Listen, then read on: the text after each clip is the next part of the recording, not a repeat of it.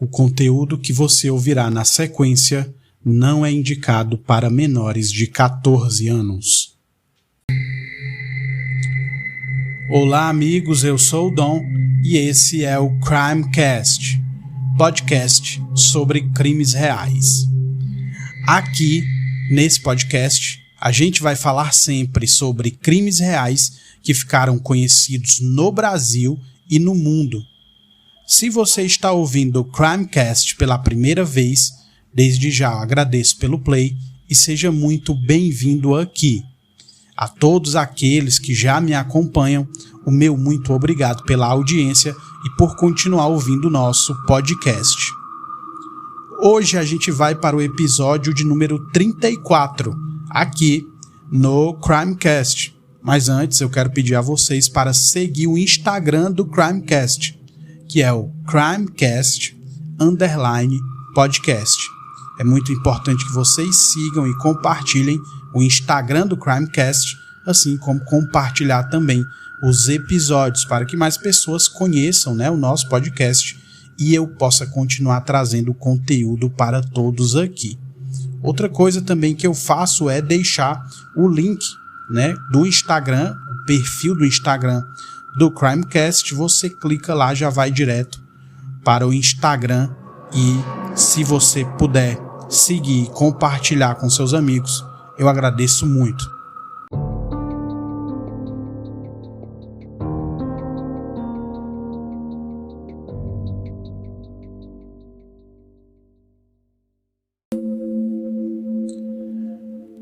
É isso, amigos, episódio de número 34 aqui no Crimecast e eu resolvi falar para vocês, amigos, sobre essa chacina aí, que ocorreu no Distrito Federal. Inclusive, algumas das vítimas são crianças e eu vou expor para vocês aqui toda a história e tudo que se soube no início, que se imaginou um cenário e depois muitas coisas foram mudando, novas informações. Então é isso, amigos, hoje a gente vai falar sobre essa chacina no Distrito Federal, o horripilante assassinato de uma família.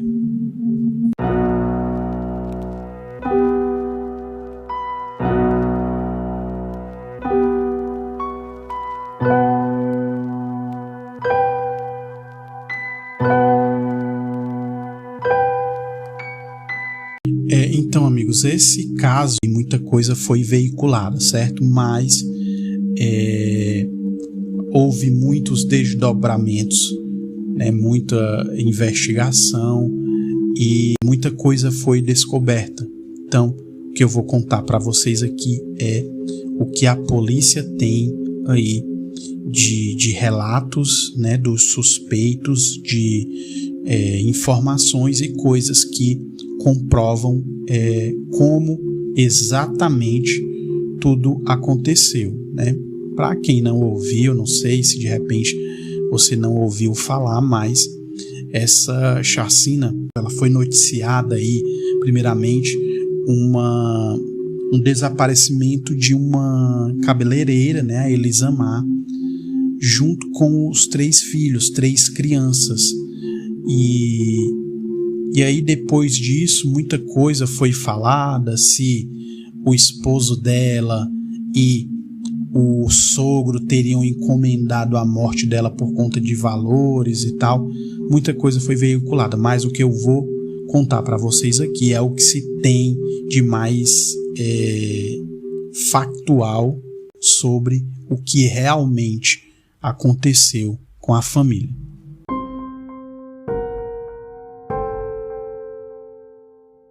A quadrilha que assassinou 10 integrantes de uma mesma família no Distrito Federal agiu em 4 dias e em 6 locais diferentes.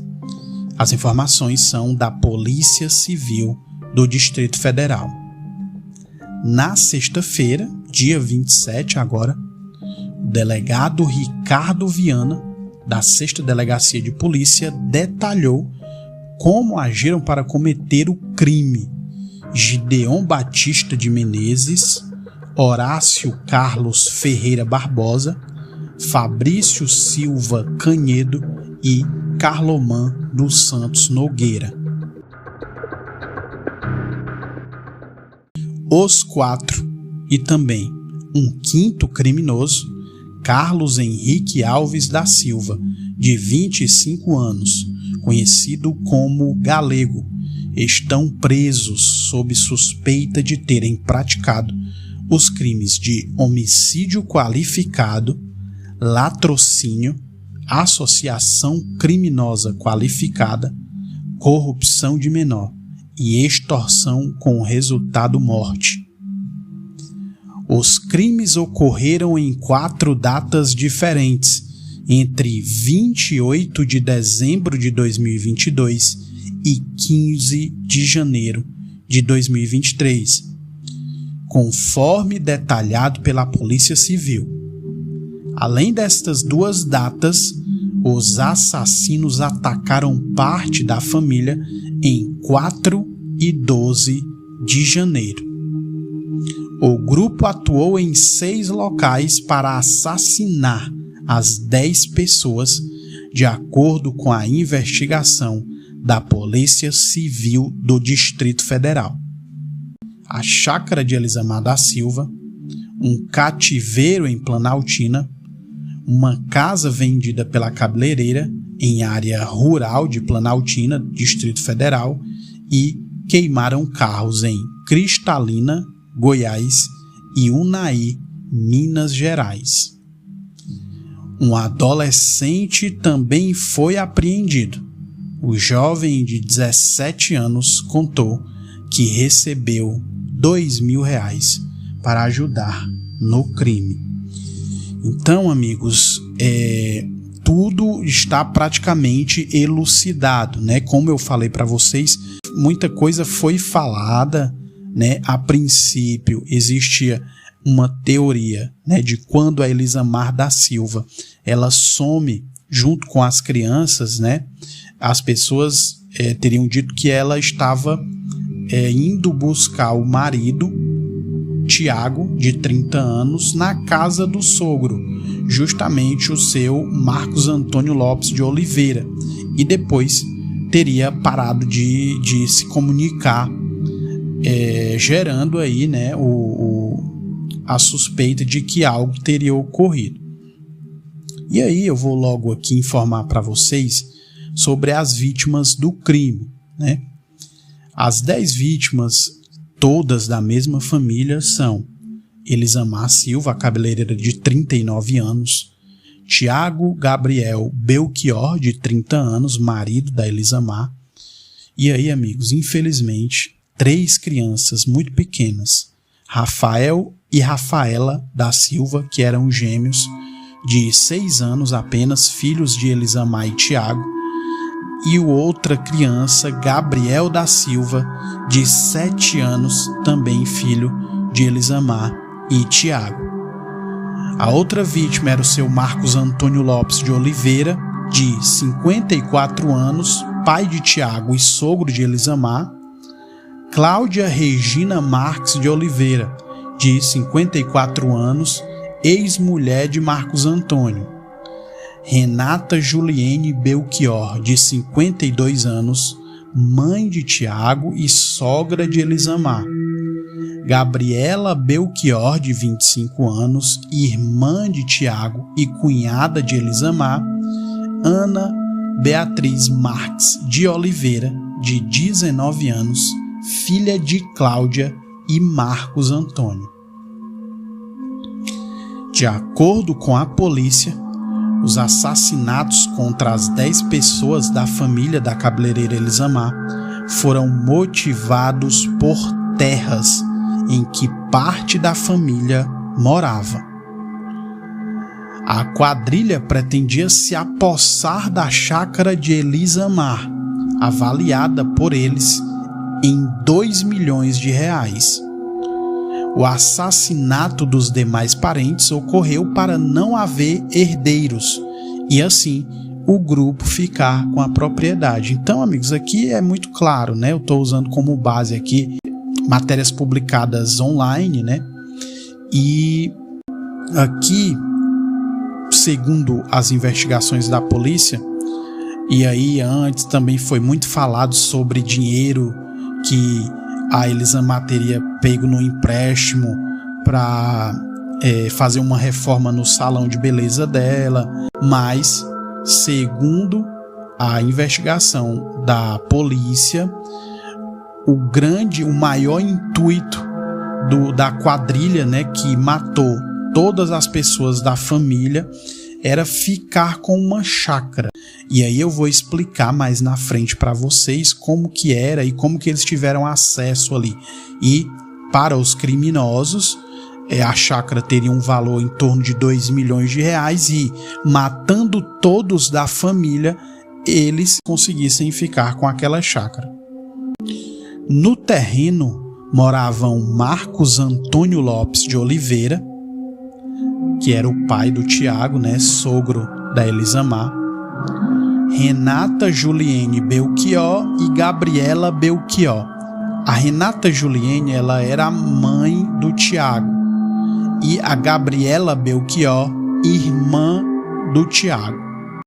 Os suspeitos Gideon e Horácio também moravam no local, a convite de Marcos, segundo a Polícia Civil. Então, amigos, o que eu falei, né, sobre um deles, ou alguns deles morarem dentro da chácara, daqui era o Gideon e o Horácio.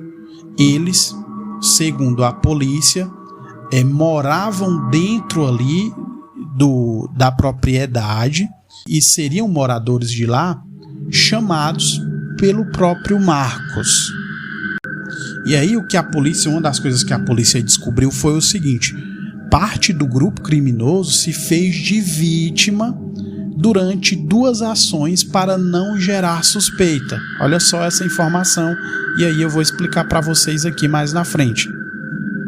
Além do terreno, o grupo queria 200 mil reais obtidos por Cláudia Regina Marques de Oliveira, ex-mulher de Marcos Antônio, com a venda de uma casa. Então, o que a polícia descobriu, além da questão da propriedade, que era o alvo dos criminosos, um valor de 200 mil reais, que a ex-mulher de Marcos Antônio teria obtido depois de vender uma casa. Então, era um terreno avaliado ali em torno de 2 milhões e mais 200 mil em dinheiro, que estavam com a Cláudia Regina Marques de Oliveira.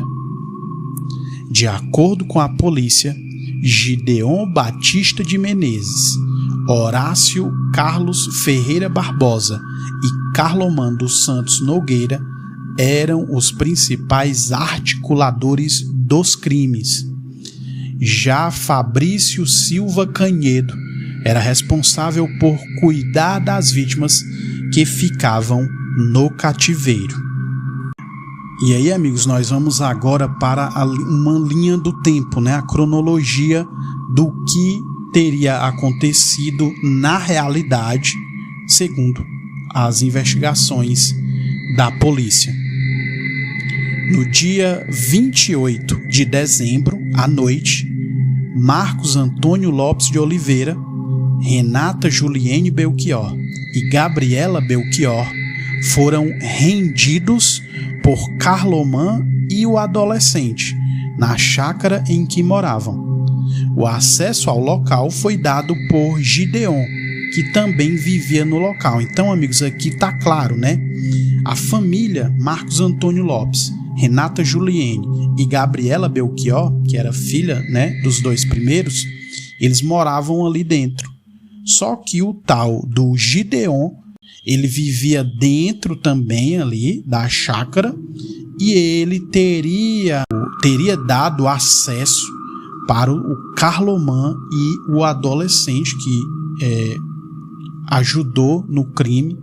Ele teria dado acesso aos 2 para entrarem no local e renderem primeiramente os 3, né? E isso, olha só, no dia 28 de dezembro ainda do ano passado, né? Então, as coisas começaram a acontecer antes mesmo de entrar o mês de janeiro. Durante essa ação, Horácio se fez de vítima diante da família. Com uma arma de fogo, Carlomã ameaçou Marcos e Horácio, que estava ali fingindo que também era uma vítima, né? Enquanto Renata e Gabriela estavam dentro da casa. No entanto, o senhor Marcos Antônio reagiu e foi atingido por um disparo na nuca feito por Carlomã. Agonizando, Marcos foi enrolado em um tapete e colocado dentro do carro de Gideon, que também estava no local para ajudar com a farsa. Já Gabriela e Renata foram amordaçadas, vendadas e amarradas. Todos foram de carro até um cativeiro em Planaltina. Já no cativeiro, Carlomã, Gideon e Horácio esquartejaram o corpo de Marcos Antônio antes de o enterrarem. Olha só, bicho, olha a brutalidade com que os caras agiram, né? Porque, segundo as informações, quando o Carlomã entra e ali eles encenam que era como se fosse um assalto, né? O Carlomã junto com o adolescente, e os caras que moravam também dentro da chácara, eles fingiram que também eram vítimas, né? Tanto o Gideon como o Horácio, eles fingiram que também estavam sendo vítimas ali dos dois, né? Dos dois que entraram e renderam a família. Quando eles renderam o Marcos, né? O Marcos reagiu e aí, por esse motivo, teria levado um tiro. Diante da brutalidade do crime, o adolescente decidiu fugir do local. Gabriela e Renata foram mantidas reféns, sendo vigiadas por Fabrício Silva Canedo. Então você vê, diante daquela loucura, né, o Carlomã executa praticamente o Marcos Antônio, né, e depois o leva para esquartejar o corpo ali, né, a gente imagina que é para facilitar ali a ocultação do cadáver. O adolescente não aguentou aquela loucura ali que ele estava presenciando e saiu do local, foi embora. As mulheres, né, a Gabriela e a Renata, ficaram reféns, sendo vigiadas por outro cara, o Fabrício Silva Canedo. Isso foi no dia 28, na noite do dia 28 de dezembro. De acordo com a Polícia Civil, os investigados também queriam os 200 mil obtidos por Cláudia Regina Marques de Oliveira, ex-mulher de Marcos Antônio, com a venda de uma casa. O grupo mandou uma mensagem pelo celular de Marcos Antônio para Cláudia, oferecendo a ajuda de Gideon e Horácio. Vocês lembram que esses dois caras, eles moravam dentro da chácara, foram os caras que deram acesso aos outros bandidos, né?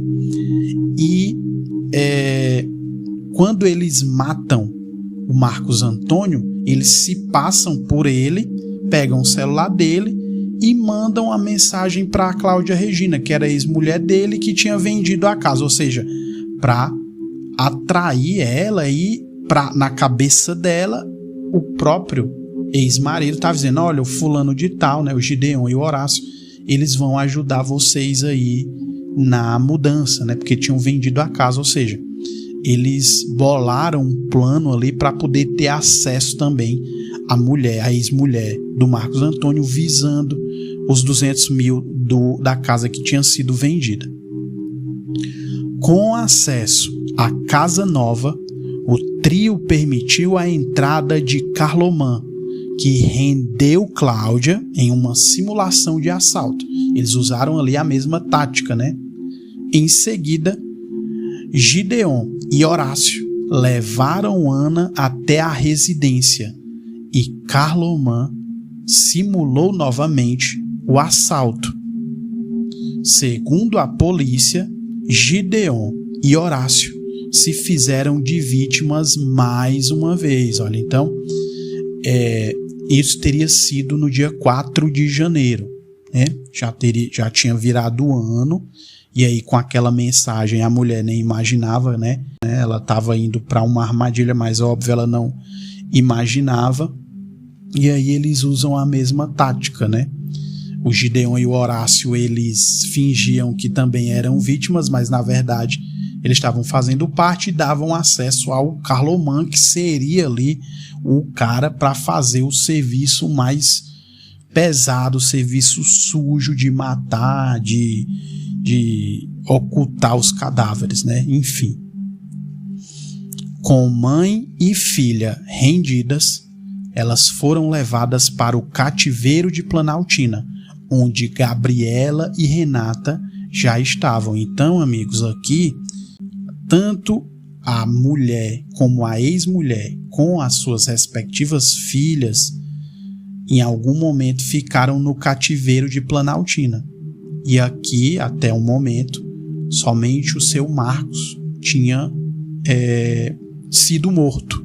A Polícia Civil afirma que Tiago Gabriel Belchior, marido de Elisamar e filho de Marcos Antônio, começou a perguntar para Gideon e Horácio sobre o paradeiro do pai. Por isso, o grupo decidiu antecipar o sequestro de Tiago e do restante da família. Olha isso. Eles atraíram o homem até a chácara ao mandar uma mensagem mais uma vez pelo celular de Marcos, pedindo para que ele fosse até o local com Elisamar e os 3 filhos. Um papel com o que deveria ser escrito na mensagem foi encontrado lá no cativeiro. Então olha isso aqui, bicho. Eles atraíam os parentes do seu Marcos Antônio usando o celular dele, se passando por ele. No caso do filho, né, o Tiago, e a esposa dele, a Elisamar, o Tiago começou a perguntar para os caras que moravam também na mesma chácara, né? Cara, você viu meu pai e tal? Vocês lembram que desde o dia 28 que ele não via o pai, né? Então ele começou a achar estranho onde estava o pai. E aí eles decidem já também atacar o Tiago Gabriel junto com a Elisamar, a esposa dele, e infelizmente junto com eles estavam as crianças, né, as 3 crianças, 2 com 6 anos e uma com 7 anos. Como o adolescente não aceitou mais participar do esquema, o grupo chamou Carlos Henrique Alves da Silva para ajudar no sequestro do restante da família. Mais uma vez, Carloman rendeu as vítimas, simulando um assalto, para que Horácio e Gideon continuassem como vítimas para a família. Tiago foi amordaçado e amarrado para ser levado ao cativeiro. Já Elisamar e as crianças foram colocadas dentro do carro da cabeleireira e levados para Cristalina, Goiás, onde eles foram mortos e o veículo foi queimado. Isso aqui, amigos, foi no dia 12. Vocês lembram, né, que o dia 12 era o dia que a Elisamar teria saído de casa com as crianças justamente para encontrar com o esposo, o Tiago Gabriel Belchior. Então, no dia 12 é o dia. A mulher com os 3 filhos são mortos e depois os corpos, junto com o carro, né, foram incendiados. De volta ao cativeiro, os investigados pegaram Renata e Gabriela e as levaram de carro até Unai, Minas Gerais. Renata é a esposa atual do Marcos Antônio e Gabriela era uma das filhas dele e irmã do Tiago Belchior. Assim como fizeram com Elisamar e as crianças, Eles queimaram o veículo com o corpo das 2 mulheres dentro. Então eles usam o mesmo modus operandi. Eles matam a Elisamar com as 3 crianças, depois colocam fogo no carro com os corpos dentro. E a Renata e a Gabriela, a mesma coisa. Eles matam as 2 e depois incendeiam o carro com os corpos dentro. Isso foi no dia 14 de janeiro. Com uma faca, Carlomán e Horácio mataram Tiago, Cláudia e Ana. Os corpos foram enterrados em uma cisterna, em uma área rural de Planaltina. Olha só, bicho, que frieza, que crueldade, que brutalidade, né, bicho? Isso aqui foi no dia 15 de janeiro, né? O Tiago era o filho, né, do seu Marcos Antônio. A Cláudia e a Ana eram a Cláudia ex-esposa do Marcos Antônio e a Ana filha dele também, né? Muito triste, muito chocante essa história. Essas informações que eu passei para vocês, elas foram atualizadas ontem. Eu estou gravando no domingo à noite e no sábado essas informações foram atualizadas no dia 28, né? Outra informação também que saiu recentemente, aliás, ontem no sábado, né? Eu tô gravando aqui no domingo, foi que o adolescente, né? Vocês lembram que tinha um adolescente lá no momento em que o Marcos Antônio, seu Marcos Antônio foi rendido, ele supostamente teria reagido e por conta disso levou um tiro na nuca, sendo morto, e depois o Carlomán teria esquartejado o corpo da vítima, né, para poder facilitar na ocultação do cadáver. Esse adolescente ele foi apreendido novamente no sábado, um jovem de 17 anos, que já havia sido ouvido pela Polícia Civil, mas ele tinha sido liberado. Ele contou à Polícia Militar que tinha recebido R$2.000 para ajudar no crime. O adolescente de 17 anos, suspeito de participar, do assassinato das pessoas da mesma família, ele foi apreendido novamente no dia 28, sábado, e ele já havia sido ouvido pela polícia, só que ele tinha sido liberado na madrugada de quarta-feira, dia 25, porque não tinha nenhum mandado de busca e apreensão contra ele, De acordo com a Polícia Civil, manhã de sábado, foi cumprido um mandado expedido pela Vara da Infância e Juventude, e o adolescente foi ouvido na Delegacia da Criança e do Adolescente, a DCA. No primeiro depoimento, o jovem confessou à PM que recebeu os R$2.000 de outros suspeitos, para poder ajudar outros comparsas a praticar o crime. Ele também diz que esteve no cativeiro onde as vítimas estiveram.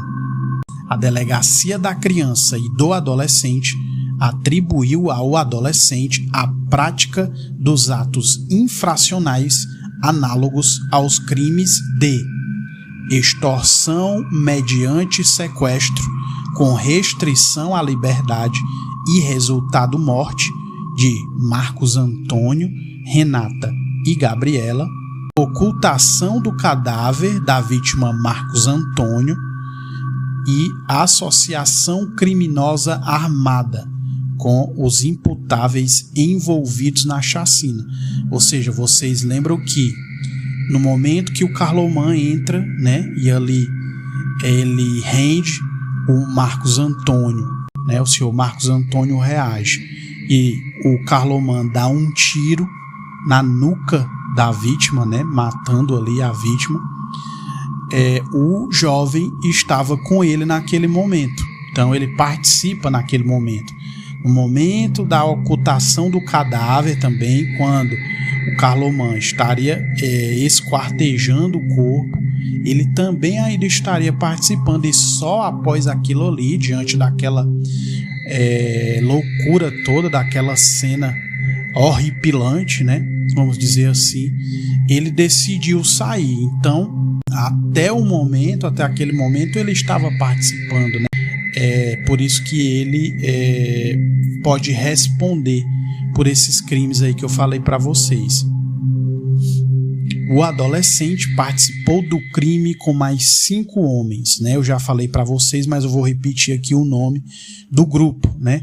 Que é formado por Gideon Batista de Menezes, Horácio Carlos Ferreira Barbosa, Fabrício Silva Canedo, Carlomán dos Santos Nogueira e Carlos Henrique Alves da Silva, né? Que eles tinham como objetivo se apossar de uma propriedade da cabeleireira Elisamar da Silva, de 39 anos. O Gideon e o Horácio, eles estavam em conluio, né, com os demais, e a tática deles foi: dava o acesso ao Carlomán, e o Carlomán fingia que estava assaltando eles, né? Entrou na propriedade para assaltar. Então eles fingiam isso para as pessoas da família imaginarem que eles não tinham nenhuma participação, né? Eles usaram essa tática, né? Tanto o Horácio e o Gideon, eles também atraíram o Tiago, né, o filho do seu Marcos Antônio, junto com o restante da família. E aí, amigos, a gente fica imaginando aqui, né, cara, como que esses caras, eles tinham em mente só uma coisa, né, ficar com a chácara, né, para futuramente vender, já que todas as pessoas da família estavam mortas, que eles mataram. E eles não pouparam nem crianças, né, bicho? Duas de 6 anos, gêmeas, né? E uma de 7 anos. Então, cara, é uma coisa assim absurda, né, bicho? Que aconteceu com toda essa família aí. Difícil, bicho. Muito complicado você saber que tem pessoas que têm a capacidade, né, de colocar dinheiro, né, acima de qualquer coisa. E olha só, amigos, eu também agora, eu acho que pela manhã, hoje do domingo, a polícia divulgou que o seu Marcos Antônio, ele conheceu 2 dos assassinos, né? Vocês lembram que 2 dos caras moravam na mesma chácara, né? Onde o seu Marcos Antônio morava com a mulher. E ele conheceu esses 2 caras na cadeia. Olha só isso, bicho. Marcos Antônio Lopes de Oliveira conheceu os assassinos quando cumpria pena na Papuda. A Papuda é uma penitenciária em Brasília. Marcos Antônio Lopes de Oliveira, de 54 anos, tinha ficha criminal e cumpriu pena na unidade onde conheceu um dos suspeitos, Gideon Batista de Menezes. De acordo com o delegado Ricardo Viana, da 6ª Delegacia de Polícia no Paranoá, Marcos também conheceu Horácio Carlos Ferreira Barbosa dentro da prisão. O trio manteve proximidade depois de libertados. Olha só isso, bicho. O cara levou 2 colegas e ele acabou ficando amigo dos caras, e quando eles saíram da cadeia, ele levou os caras para morar na mesma chácara que ele morava. E foi justamente os 2 caras que estavam junto ali com o grupo e que tramaram ali todo o crime, né, cara, visando a propriedade onde eles moravam. O delegado disse, abre aspas, eles teriam uma parceria entre eles, se encontraram e essa amizade teria começado no interior da cadeia. o Marcos os trouxe para morar na residência, tanto o Gideon como o Horácio. De lá, da penitenciária, eles criaram um vínculo e eles, Gideon e Horácio, conviviam com a família. Fecha aspas. Foi apurado que Marcos Antônio tinha 11 inquéritos na Polícia Civil do Distrito Federal, sendo 4 condenações. Os crimes de Marcos Antônio são roubo, furto e associação criminosa. Segundo o advogado da família de Elisamar, um dos suspeitos, Carlomando Santos Nogueira, disse em depoimento que o crime foi motivado por uma disputa de terra entre os suspeitos e 2 das vítimas. Esta foi a maior chacina da história do Distrito Federal. As 10 vítimas têm idades entre 6 e 54 anos. Marcos Antônio ele já era um cara com ficha criminal, tinha cumprido pena na penitenciária da Papuda, lá em Brasília, e conheceu o Horácio e o Gideon dentro da cadeia quando cumpria pena. Lá eles ficaram amigos e o cara levou esses 2 colegas aí de prisão para morar na mesma propriedade onde ele morava. E foi esses caras que ajudaram aí no crime onde eles mataram o próprio Marcos Antônio e toda a família. Olha só isso, impressionante. O delegado Viana afirma que os suspeitos podem pegar até 340 anos de prisão pelos crimes de homicídio qualificado, latrocínio, associação criminosa qualificada, corrupção de menor e extorsão, com resultado morte. É isso, amigos. Eu fico por aqui com mais essa história aí, uma história realmente terrível, Uma história, podemos dizer, macabra e cruel, porque os caras assassinaram a sangue frio várias pessoas, incluindo crianças, Crianças bem pequenas de 6 e 7 anos.